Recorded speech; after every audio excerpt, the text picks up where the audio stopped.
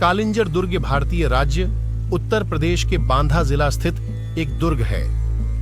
बुंदेलखंड क्षेत्र में विंध्य पर्वत पर स्थित यह दुर्ग व विश्व धरोहर स्थल खुजराहों से लगभग 97 किलोमीटर दूर है। इसे भारत के सबसे विशाल और अपराजेय दुर्गों में गिना जाता रहा है। इस दुर्ग में कई प्राचीन मंदिर हैं। इनमें कई मंदिर 3वीं से 5वीं सदी के हैं। यहाँ के शिव मंदिर के बारे में मान्यता है कि सागर मंथन से निकले कालकूट विष को पीने के बाद भगवान शिव ने यहीं तपस्या कर उसकी ज्वाला शांत की थी। कार्तिक पूर्णिमा के अवसर पर लगने वाला कथिकी मेला यहाँ का प्रसिद्ध सांस्कृतिक उत्सव है। प्राचीन काल में यह दुर्ग जेजाक भुक्ति जय शक्ति चंदेल साम्राज्य के अधीन था। बाद में यह 10वीं शताब्दी तक चंदेल राजपूतों के अधीन और फिर रीवा के सोलंकियों के अधीन रहा।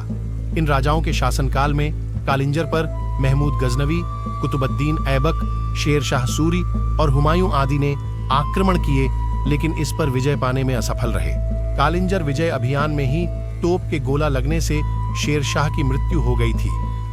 मुगल शासनकाल में बादशाह अकबर ने इस पर अधिकार किया।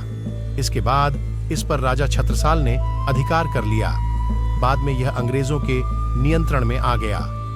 भारत के स्वतंत्रता के पश्चात इसकी पहचान एक महत्वपूर्ण ऐतिहासिक धरोहर के रूप में की गई है।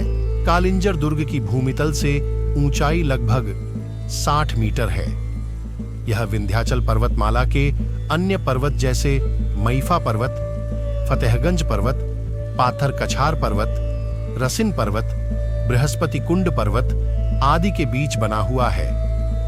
ये पर्वत बड़ी चट्टानों से युक्त हैं। वायु पुराण के अनुसार विषपान पश्चात भगवान शिव का कंठ नीला पड़ गया और काल को भस्म करने के कारण यहाँ का नाम कालिंजर पड़ गया। वायु पुराण में ही कहा गया है कि जो व्यक्ति कालंजर में श्राद्ध करता है उसे पुण्य लाभ होता है।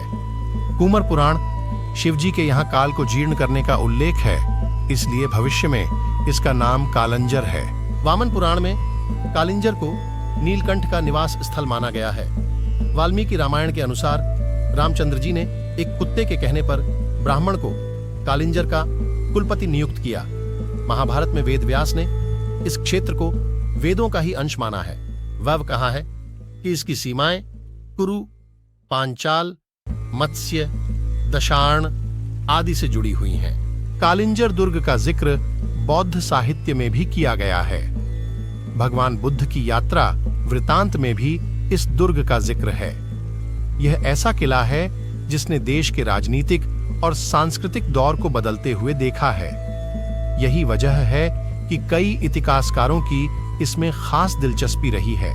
मशहूर चीनी शोधार्थी ह्वेन त्सांग ने 7वीं शताब्दी में लिखे अपने दुर्लभ संस्मरण में कालिंजर दुर्ग के बारे में कई जानकारियां दर्ज की हैं। यह दुर्ग कितना पुराना है, इसके साक्ष्य गुप्त काल से मिलते हैं। पुरातत्व विशेषज्ञों को यहाँ के ऐसे शिलालेख मिले हैं जो बताते हैं कि यह गुप्त काल में भी मौजूद रहा है।